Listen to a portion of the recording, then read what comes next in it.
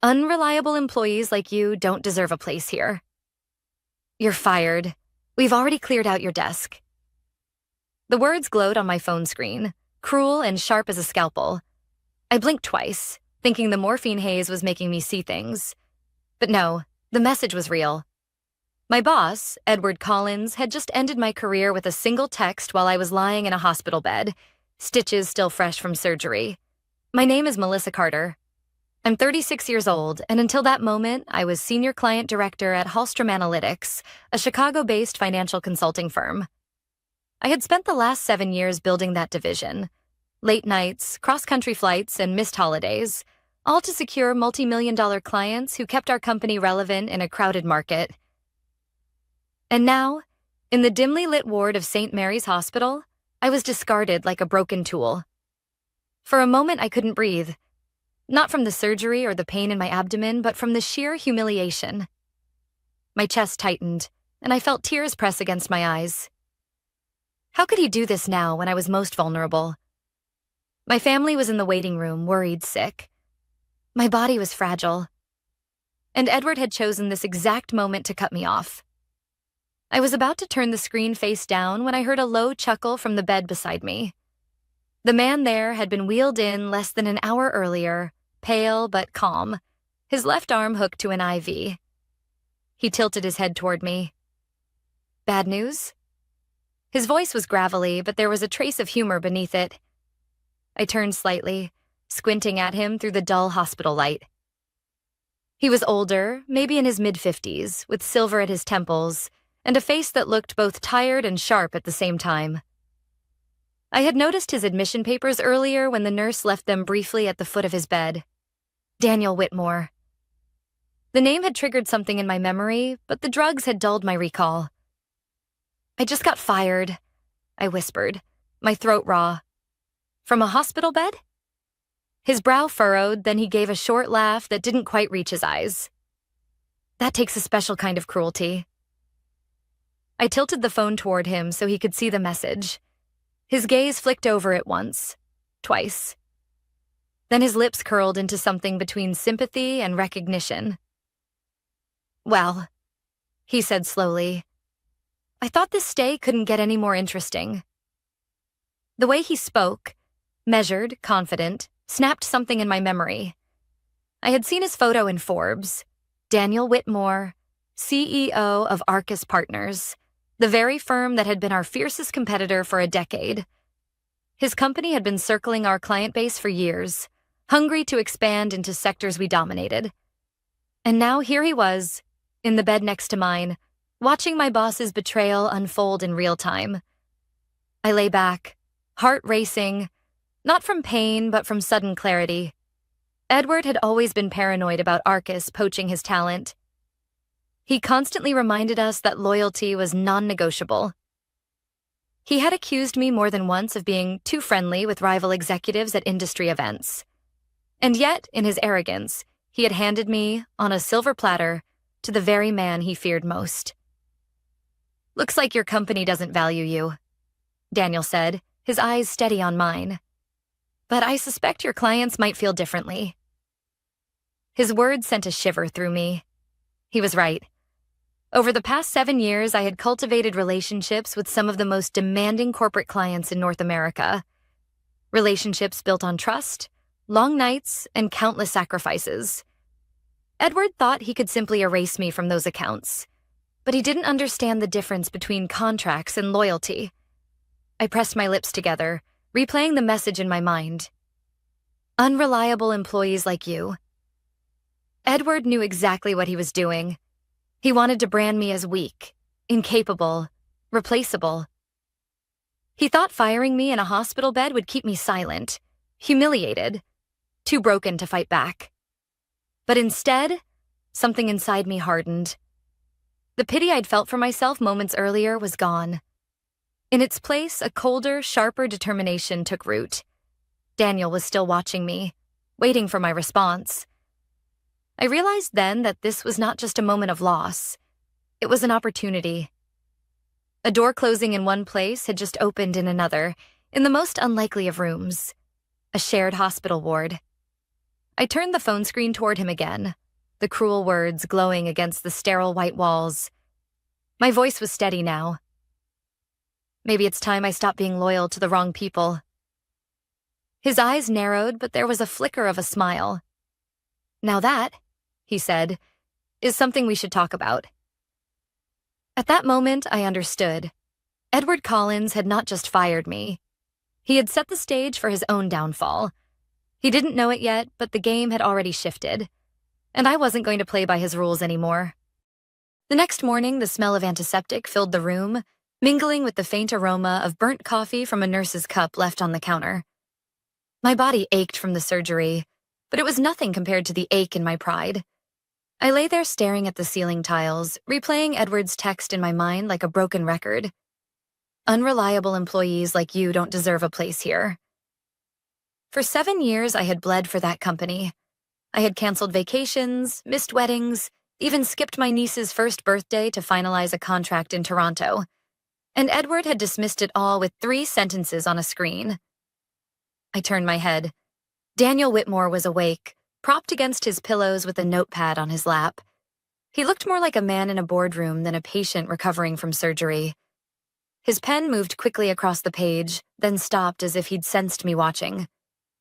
"You didn't sleep much," he said without looking up. "No," I admitted. "Hard to when your entire career just goes up in smoke." He glanced at me, his expression calm, analytical. "Not smoke." Opportunity, I gave a short, humorless laugh. "That's one way to spin it." "Not spin," he corrected softly. "Perspective." "Tell me something, Melissa. How many clients did you personally manage at Hallstrom?" The question caught me off guard. Directly? 9 major accounts. Indirectly, 25, maybe 30. And how much revenue do those accounts represent? I hesitated. This was the kind of information Edward would kill me for sharing. But then again, Edward had already discarded me. What loyalty did I owe him now? About 45 million annually, I said. Daniel's eyebrow arched just slightly. And they trusted you? I thought of late-night calls with CFOs panicking over deadlines, the quiet thanks from executives after I solved crises that could have cost them millions. Trust wasn't even the right word. Many of them had built their expansion plans around my advice. They trusted me, I said firmly. Daniel set his pen down and leaned back. For a long moment, he studied me, his eyes weighing possibilities. Finally, he spoke. "Melissa, I'm going to be direct. Arcus has been trying to penetrate Hallstrom's client base for years, but what we lacked wasn't strategy or resources. It was someone like you. Someone who understands both the numbers and the people behind them. If you were to walk through our doors tomorrow, I can promise you 2 things. Freedom from Edward's shadow and the authority to build something of your own." My breath caught. It sounded too perfect, too sudden. "Are you offering me a job? Here? In a hospital bed?" He smiled faintly.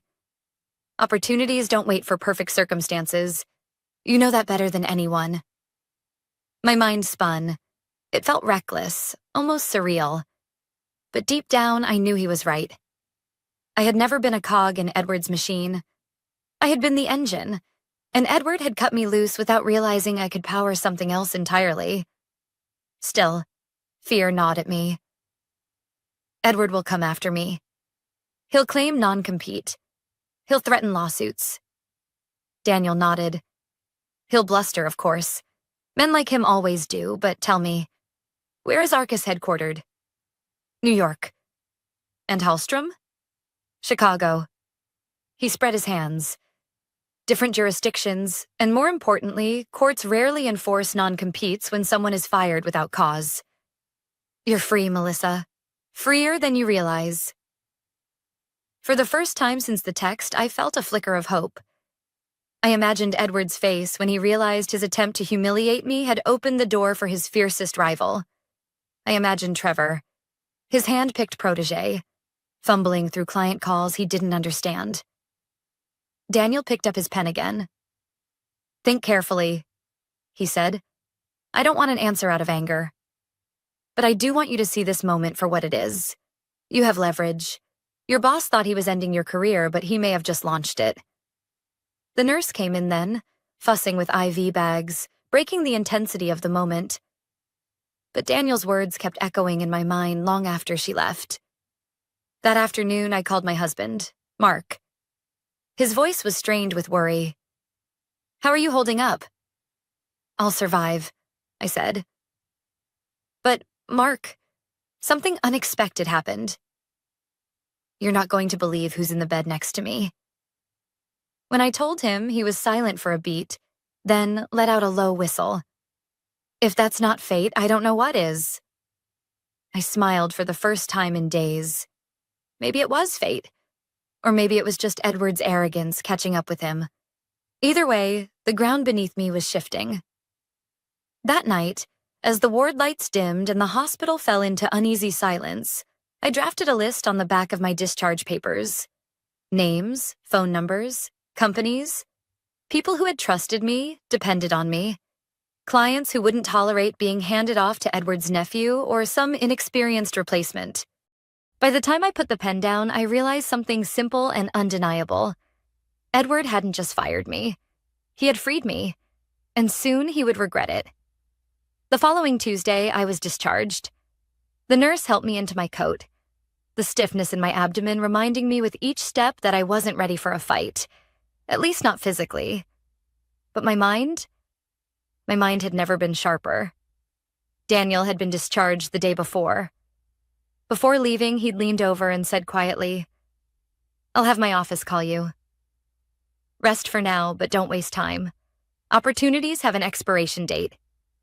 That sentence replayed in my head as Mark wheeled me toward the sliding hospital doors. Outside, the February air was sharp, biting through my scarf, but it woke me up. I felt alive again.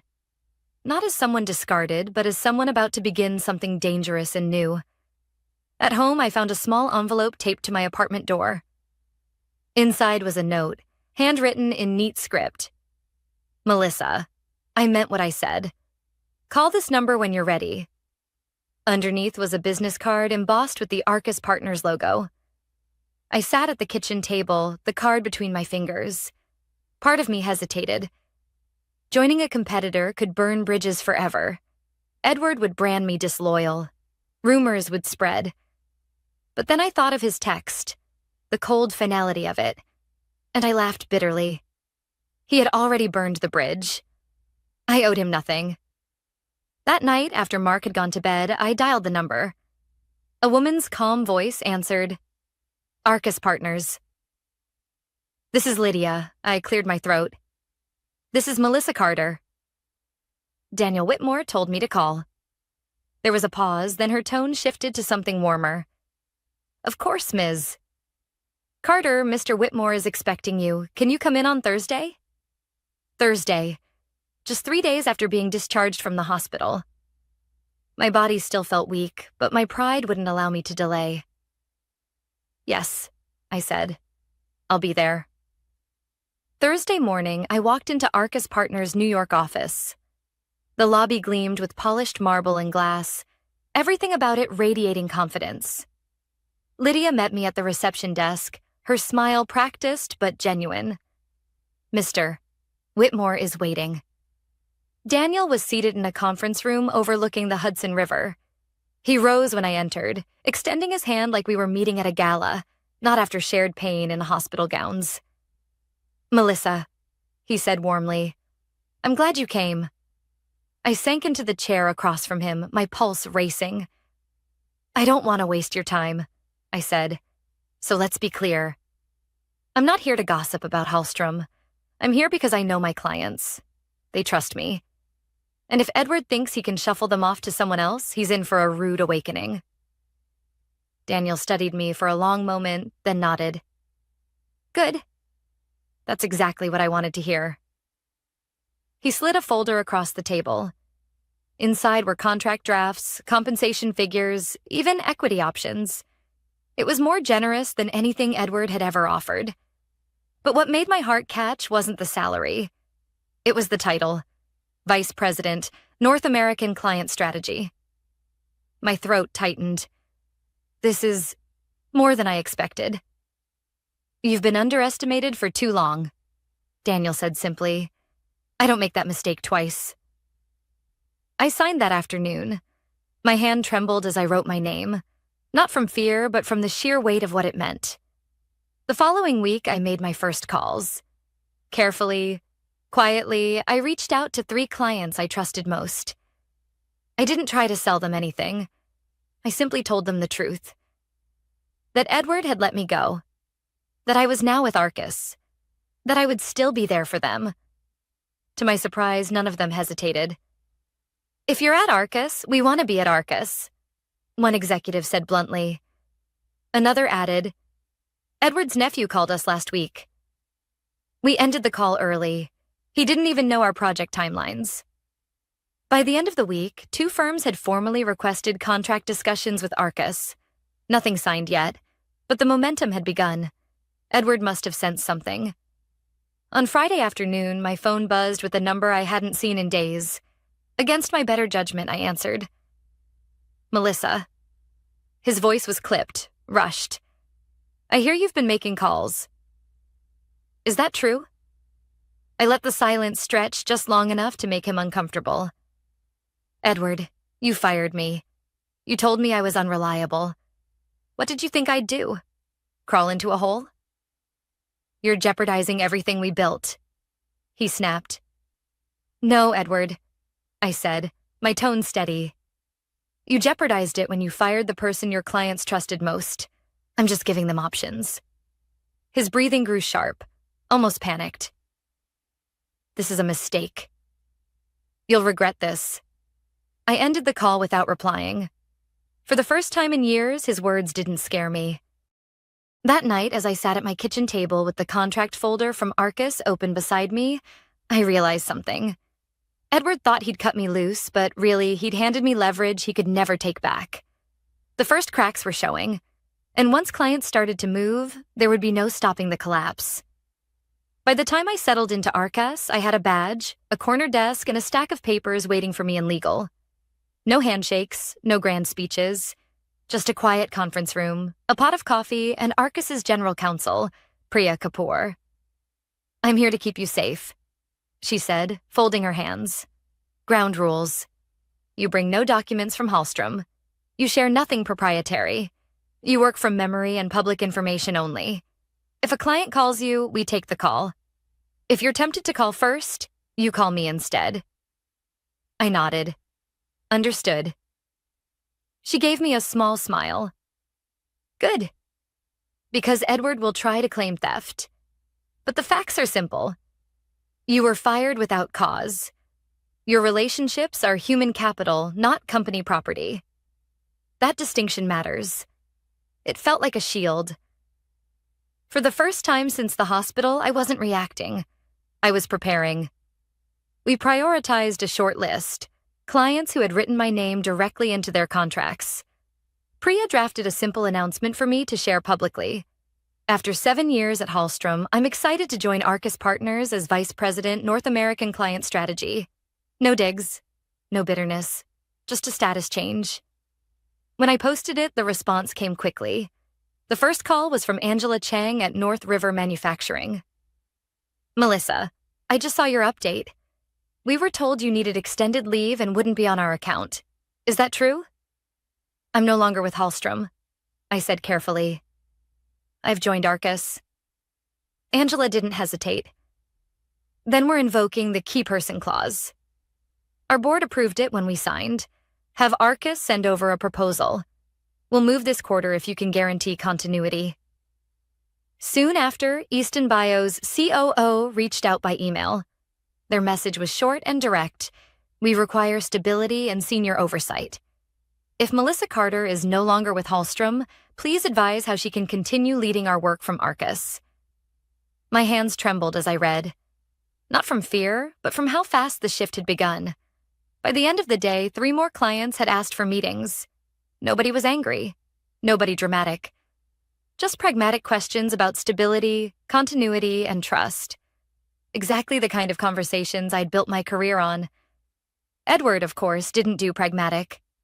My phone filled with missed calls from his number, followed by a text. Cease immediately. You are in violation of your non-solicit. Our counsel will be in touch. His attorney followed with a furious email.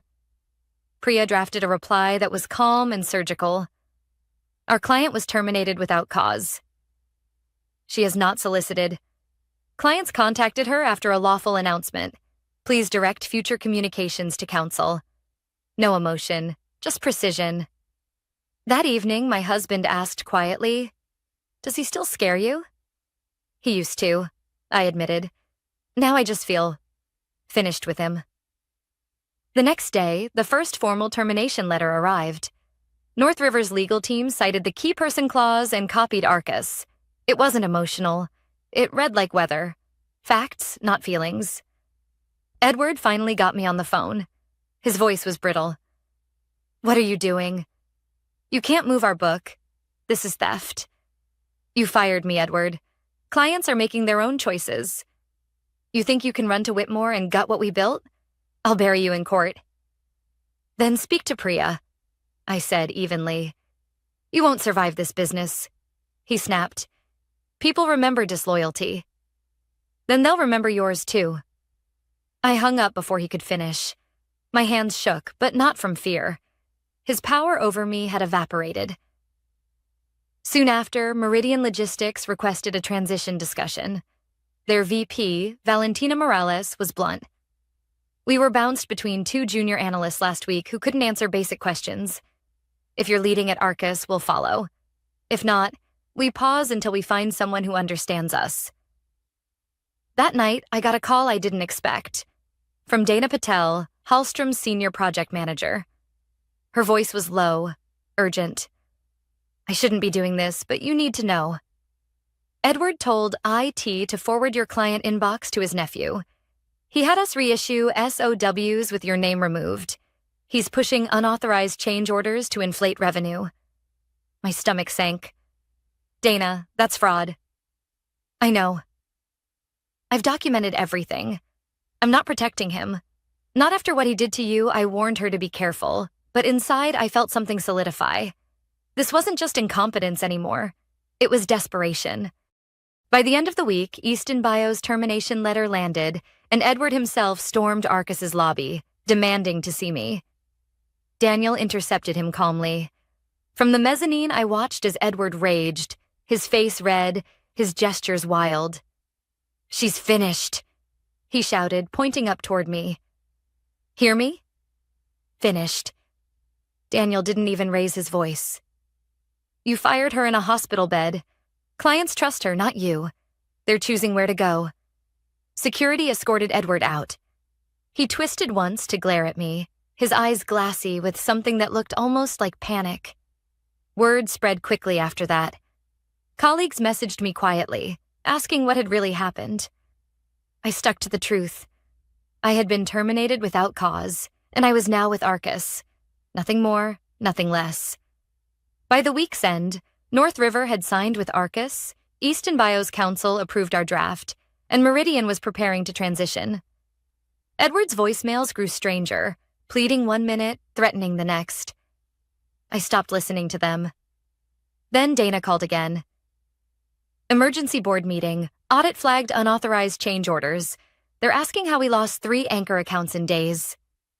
I looked out over the city. The skyline was the same, but I knew everything beneath it had shifted. He's going to unravel, Dana whispered. Be ready. I am, I said. And for the first time, I truly believed it. 2 weeks later, I was back in Arcus's office, standing at the window overlooking the city. The skyline stretched endlessly, calm and indifferent, while my phone buzzed nonstop with updates from clients, lawyers, and colleagues. Hallstrom was crumbling. North River, Easton Bio, and Meridian had all finalized their exits. 2 more contracts were in the process of being transferred. Each conversation felt the same. Polite, pragmatic, but decisive. These weren't betrayals. They were corrections. Clients simply followed the trust they had built over years. Dana called again. Her voice carried the weight of exhaustion. Edward is barely holding it together. The board demanded an explanation about the missing revenue. The auditors found emails where he backdated Trevor's employment records and approved unverified expenses. It's bad, Melissa. Really bad. I closed my eyes, letting her words sink in. This wasn't how I imagined things would end.